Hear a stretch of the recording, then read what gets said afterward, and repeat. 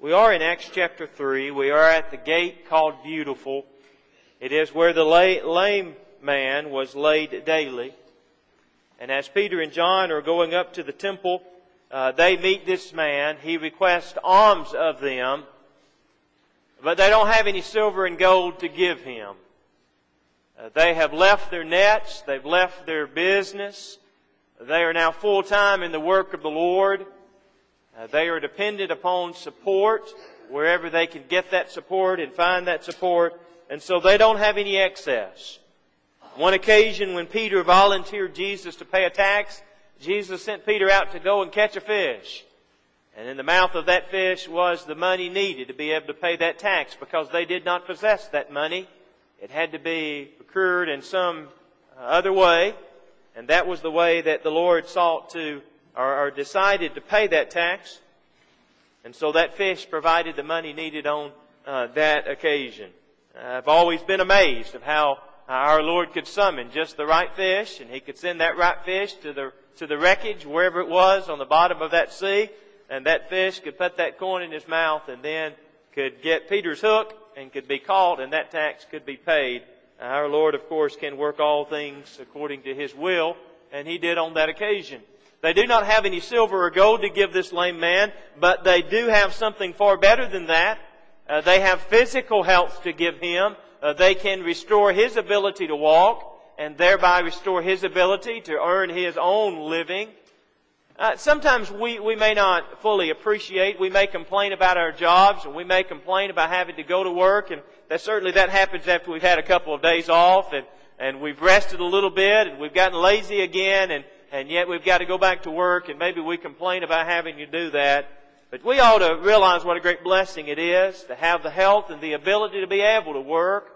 There are many people in our world who would love to be able to work and yet do not have a job. There are those that would love to work and yet do not have the health to be able to do that. And so we ought to be thankful to be able to go out and to earn a living and to do something that provides for our family and provides for others. And so we ought to count that a blessing. And this man was not able to do that. This man was dependent upon other people.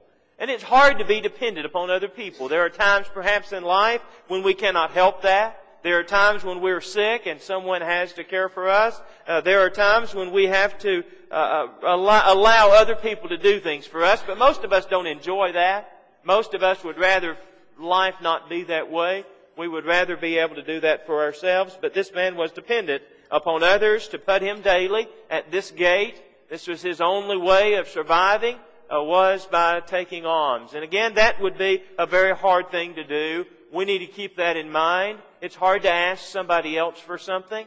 Imagine what it would be like if you did not have the money to put food on your table, if you did not have the proper clothing for your children, if you did not have the money to be able to pay your rent this month. Imagine how difficult that would be. And imagine how hard it would be to have to ask someone else to help you with that. I realize that there are some people who have no shame whatsoever when it comes to matters like that. They are more than willing for somebody to do everything and anything for them. But hard-working people and people who take pride in themselves and people who try to do what's right, they're not that way. And so it's very hard for them when they do have to rely upon someone else. And this man had to do that. But they were going to give him physical health. They were going to give him the ability to provide for himself and to provide for his family. His life is going to change in an instant. But even more than physical health, because of what they have to give him, they can give him even more than physical health. They can give him spiritual health. You see, not only was he lame physically, he may have as well been lame spiritually. He may not have been able to stand before God. He may not have been able to walk spiritually. He may have been in a very poor condition spiritually. But through the gospel that they're preaching and teaching, he can enjoy good spiritual help also. And so we want to pick up the account in verse 7 and go down through the context here. It says in verse 7, "And he took him by the right hand and lifted him up, and immediately his feet and ankle bones received strength." Imagine this scene. This man who has been lame his whole life takes the hand of Peter. Peter's pulling him up. And as Peter pulls him up, immediately, without hesitation, without delay, this man's legs, this man's ankles are strong. They're able to bear his weight. For the very first time, this man knows what it's like to stand. For the very first time, this man is able to stand without the aid or help of anyone else. Peter helped him up, but if you're on the floor, it doesn't hurt for someone to hold their hand down and help you up. We receive that help as well. And given the fact that this man had never stood, for this man to have that sensation for the first time must have been a wonderful thing. And we're going to see that it was by his reaction. It says, and he, leaping up, stood. And we're not talking about someone that Peter literally has to pull and work to try to get him on his feet. That's not the image here. He, leaping up, stood. He receives strength. He receives the strength to get up, to leap up. He walked. He entered with them into the temple, walking and leaping and praising God. Have you ever seen a newborn colt? When a colt for the first time gets his legs underneath him, have you ever seen one run through the pasture? And the sheer joy of being able to do that, it's just a beautiful thing to watch. That's just an animal. Think about the beauty of watching a man who's never stood, who's never walked, do that for the first time. And to see him as he begins to leap with joy. All of his life, he's been flat on his back watching others do these things. Always thinking in his mind, I'll never get to do that. That will never be me. Oh, well, how wonderful that would be. Oh, how that would feel. Dreaming. But knowing in his lifetime that would never happen. Medicine had not advanced to the point, even today has not advanced to the point, to be able to do for this man what was done for him in an instant. Imagine the joy, walking and leaping and praising God. And this scene is going to create a great deal of interest. It's going to create a great deal of interest because this man has been laid at this gate daily. Anyone that comes in and out of this gate has seen him on numerous occasions. They know that this is a true miracle. They know this is not some Simon the sorcerer kind of deceit. No, they know that this is real. They know that this man on a daily basis is there. They know this man can't walk. There's no question about it. This is not the first time they've met him. You know, it's amazing when you think about the faith healers of today, or the con artists of today, you think about the diseases that they heal. Often they heal diseases that you can't see. They heal diseases. They heal cancers inside the body that you can't see. And they pronounce it gone. They pronounce them healed. And yet the audience has no real way of knowing whether or not that's taken place. Of course, we as Christians know it has not taken place. But for the general world, they have no way of knowing that or proving that. That audience is not going to be together on another occasion. They're not going to be at that doctor's visit when that man or that woman goes in with the hope that this is gone. It's not here anymore. No one's going to be there, and no one's going to know the results of that. Wasn't that kind of a miracle that took place on this occasion? Also, so many of the faith healers and whatever talk about the healing taking place over time in stages. This miracle takes place immediately. Also, when you think about the faith healers and how they go about things, the people that are being healed are people that those in the audience do not know.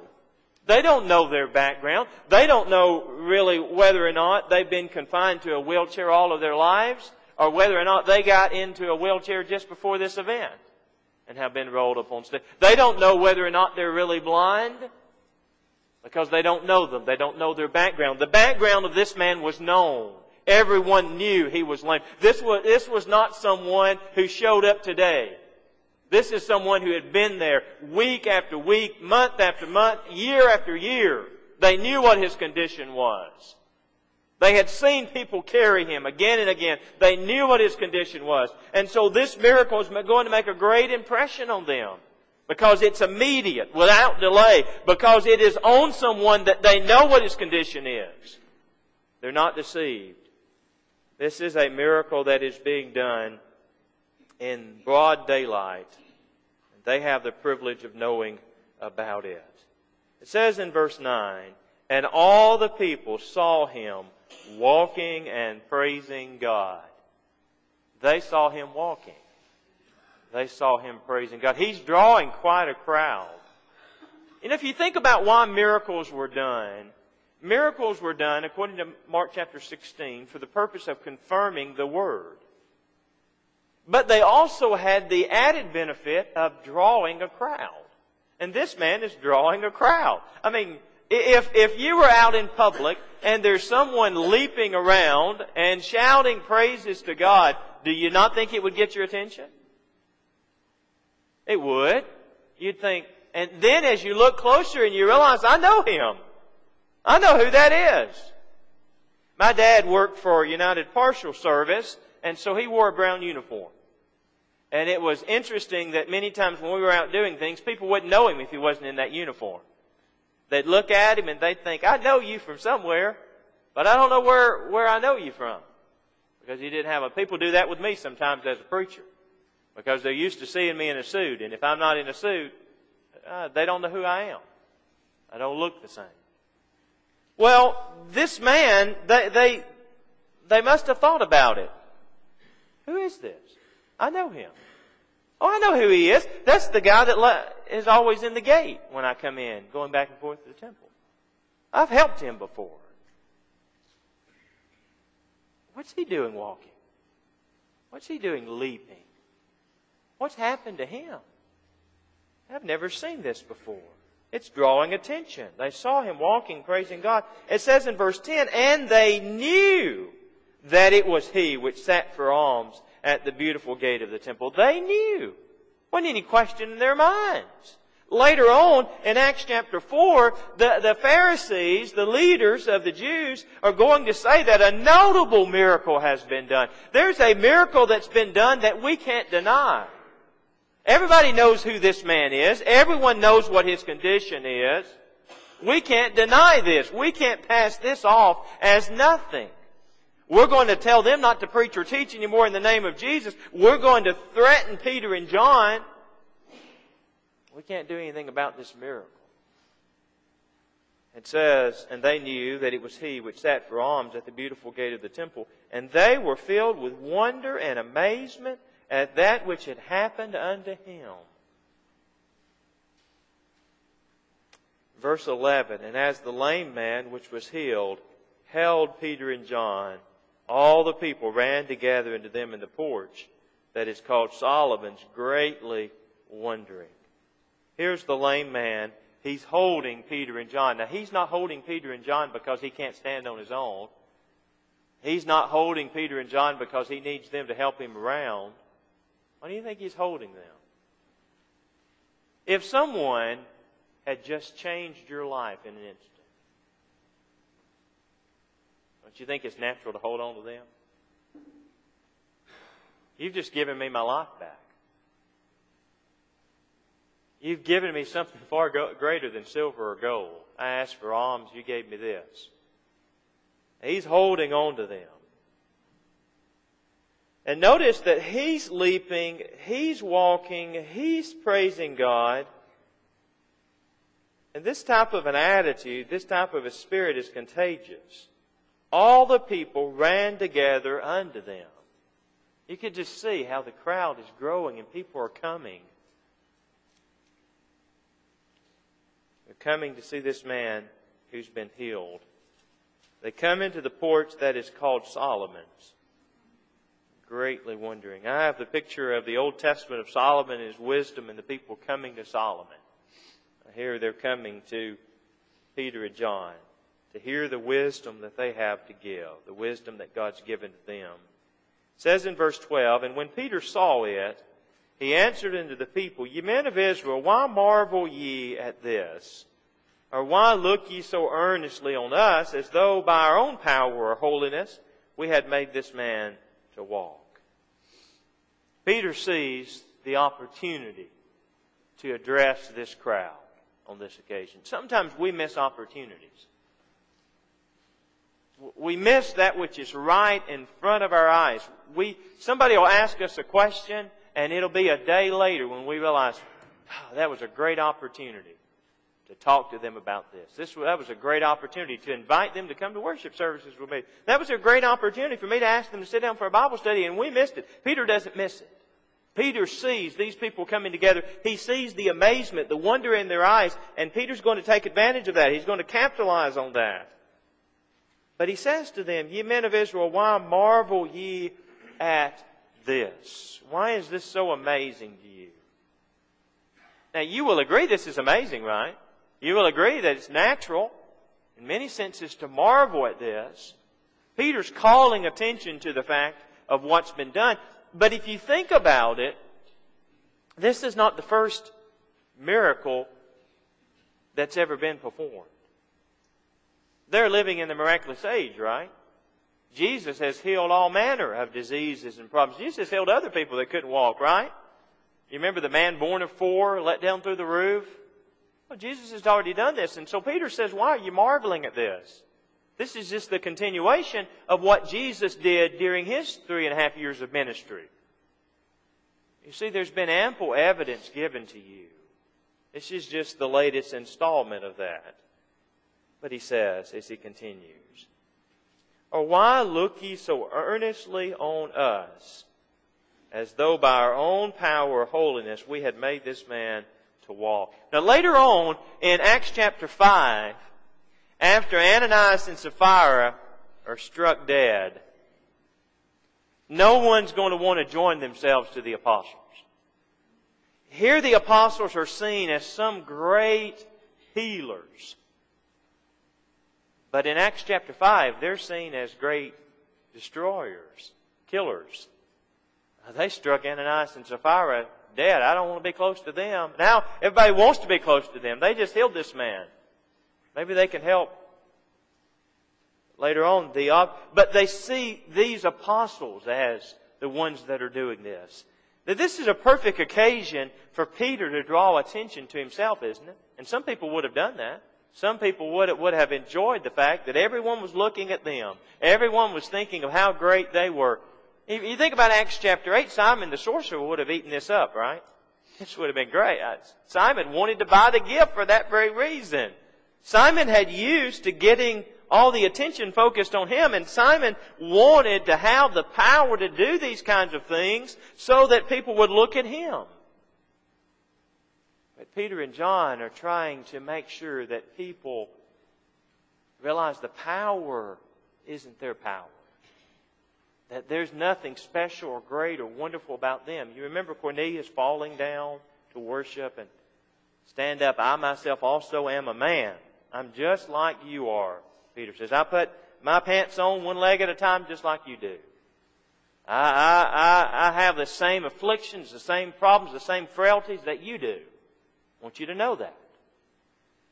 In James chapter 5, Elias is said to be a man subject to like passions as we are. Now we tend to look at Elijah and think, wow, great, powerful prophet. But he was just a man. And there are times when we see his humanity. He's sitting underneath a juniper tree requesting to die. He's running away from Jezebel. We see the humanity of him. We see him struggle with various things. Well, Peter was just a man, and Peter knew that. Peter never forgot that. Sometimes we forget that. Sometimes we buy into what other people say or think about us, rather than realizing our own frailties and weaknesses. He says, as though by our own power or holiness we made this man to walk. Peter has the opportunity to say, this didn't happen by my power. This didn't happen because I'm so holy or I'm so good. He's going to take this opportunity to tell them about Jesus Christ, to tell them about one who is that powerful. To tell them about one who lived his life without a single sin. Peter's going to take advantage of this opportunity. You remember John the Baptist had done that, right? Everyone came to John the Baptist. All men considered him to be a prophet. They wanted to know, art thou the Christ? You remember what John said? Not he. The one who's coming after me is greater than I am. In fact, I'm not worthy to take his shoes off, John says. I'm not worthy to be his servant. I'm not worthy to have the lowest position in his household. And we've talked about before, where Jesus said, there's not arisen a greater than John. And yet he that is least in the kingdom is greater than he. John said, I don't even have the right to have the privilege to be the lowest servant in his house. John never got to be a part of that kingdom. He was dead and gone before the kingdom was ever established on the earth. John didn't have that privilege. John said, he must increase, I must decrease. John understood that. We need preachers today, we need elders today, we need leaders today who realize our purpose, our goal is to point people to Jesus. To let them see Him. We don't want to get in the way of that. He must increase, we must decrease.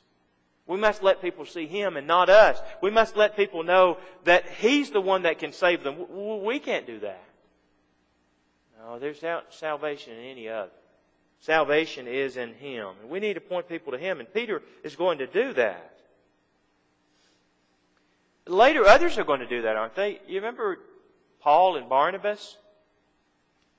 They came to this city, and the people of that city began to worship them and call them Mercury and Jupiter, I think it was. Worship them as gods. And Paul and Barnabas refused that, explaining that they were but men. They ended up getting stoned because they denied that worship on that occasion. Well, if you're not gods, we'll just kill you then. If there's not anything special about you, then we'll just get rid of you. Talk about a swing of emotion there. Paul and Barnabas did the right thing. It wasn't about them. It's not about us. Verse 13, the God of Abraham and of Isaac and of Jacob, the God of our fathers, hath glorified His Son Jesus. God gave glory to Jesus, and Peter says we're going to do the same. We're not taking the glory for this. We're not taking the credit for this. You may punish us for it, and they're going to be punished for it. They're not going to take the credit for it. You know, we may sometimes suffer for who we are, but we ought not to take the glory for it. We accept the punishment when it comes, but let God have the glory. The God of Abraham, of Isaac, and of Jacob, the God of our fathers, hath glorified His Son Jesus, whom ye delivered up, and denied Him in the presence of Pilate, when he was determined to let Him go. You talk about a change. They're looking at Peter and John, and they're thinking, wow. Peter and John says, no, He's the one you need to be looking at. And then Peter takes the opportunity to point out what they did to Jesus. You see, before we can get help, we have to understand what's wrong. We have to acknowledge what's wrong. We have to acknowledge what we've done. They had to acknowledge what they've done. You remember in Acts chapter 2 when Peter preached the gospel on that occasion, it wasn't a feel-good gospel. Peter wasn't up there preaching this soft message to make everyone feel good and leave feeling good about themselves. That wasn't the message he was preaching. The message he was preaching is, you with wicked hands have crucified the Son of God. You killed God's Son. And unless you do something in response to that, you're going to die in your sins. That was Peter's message in Acts chapter 2. But you look at the messages that are preached throughout the denominational world this morning. That's not the message that's preached. Don't want to ruffle anyone's feathers. Don't want to rock the boat. We want everybody to leave feeling good about themselves. That's the parenting philosophy of today too, right? Oh, don't affect their self-esteem. Don't in any way ever tell them no. Don't ever curtail them. Let them be who they are to be. Now, that's the religious philosophy too. It wasn't the philosophy that Peter bought into. You know, there is a very famous preacher in our nation who doesn't preach on sin. Doesn't preach on sin. He doesn't want to make people feel guilty. He wrote a book on morality, and I've always found that interesting. He doesn't believe in sin or preaching on sin, but he wrote a book about morality. Now, what do you think he said in that book? Can you really talk about morality and not talk about immorality? Can you really talk about morality and not talk about a standard? You know, our public education system says, let's teach character education. Great, wonderful. Oh, but by the way, we don't believe in an absolute standard. How do you do that? How do you teach the golden rule without teaching the golden rule? How do you do that? How do you teach morality if there is not an absolute standard? How do you do that? Why is this right? Why is this wrong? Because if every person determines his own truth, if every person determines for himself what's right and what's wrong, then how can I ever tell anyone what they're doing is wrong?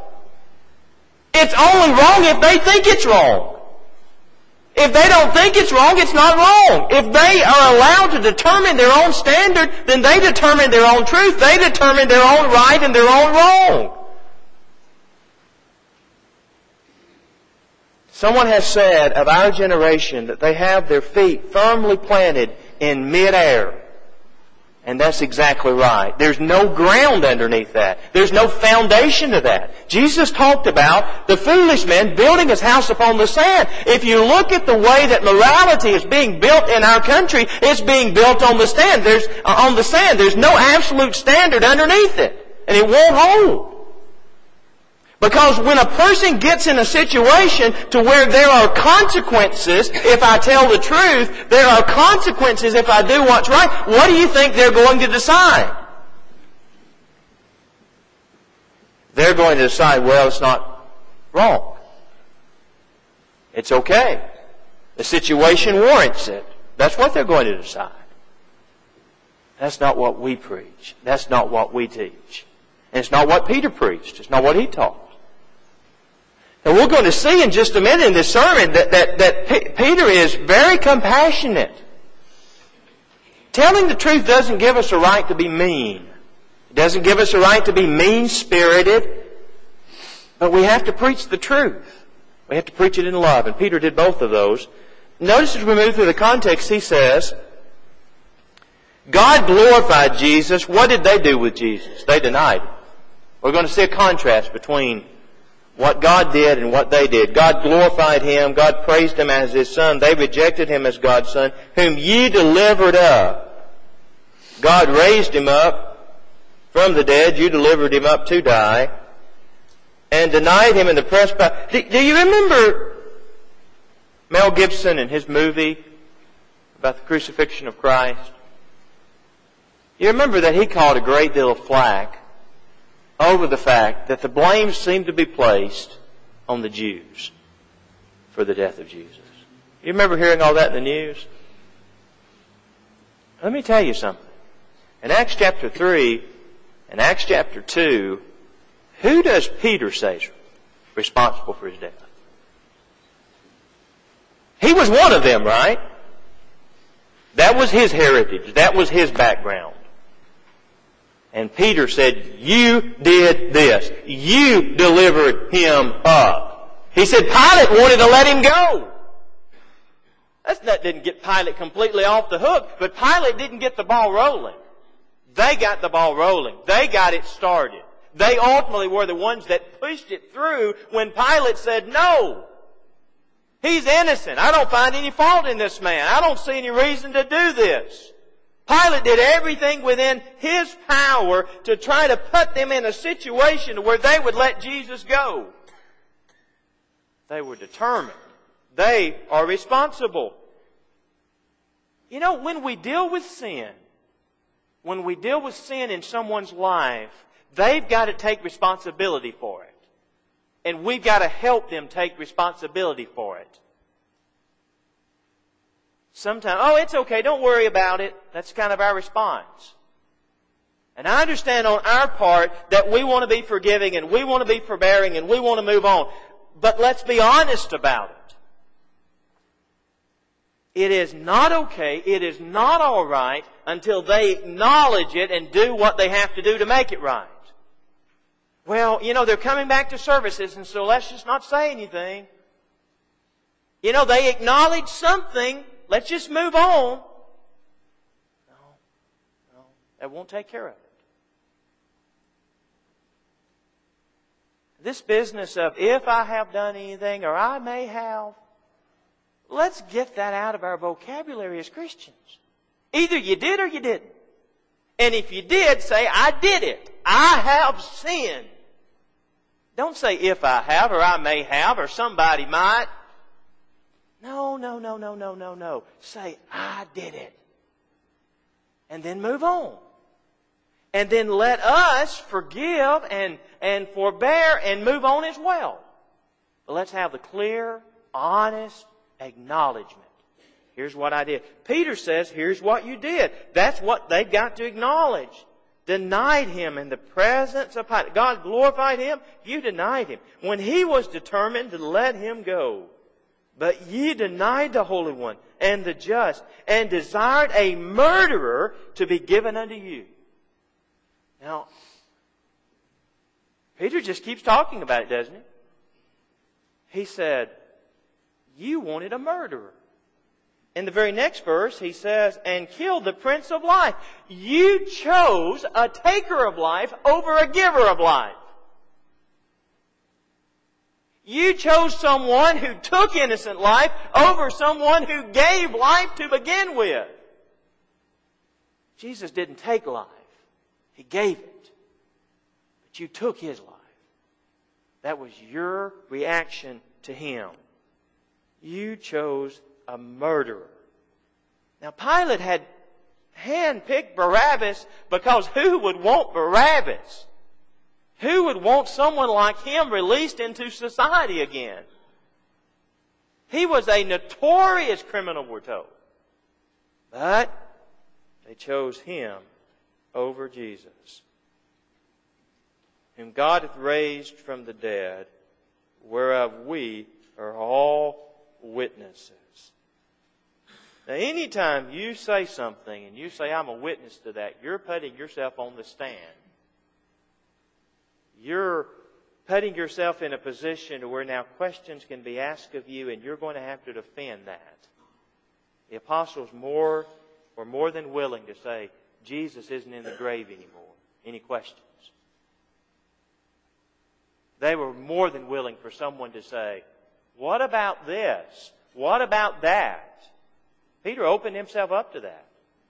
Peter's convinced that Jesus is not in the grave. It says in verse 16, and His name, through faith in His name, hath made this man strong, whom ye see and know. He says, you've seen it, you know Him. Yea, the faith which is by Him hath given Him this perfect soundness in the presence of you all. The faith which is by Him is not the faith of that man, it's the faith of Jesus Christ.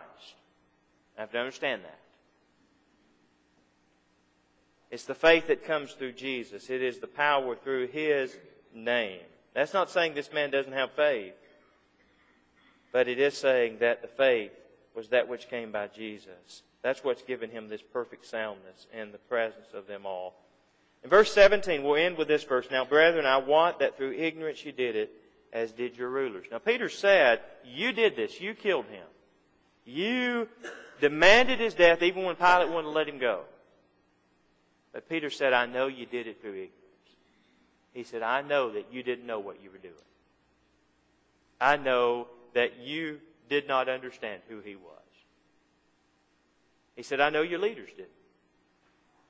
Now that's preaching the truth in love, right? He's preached the truth. Here's what you did. But Peter said, I know you were ignorant.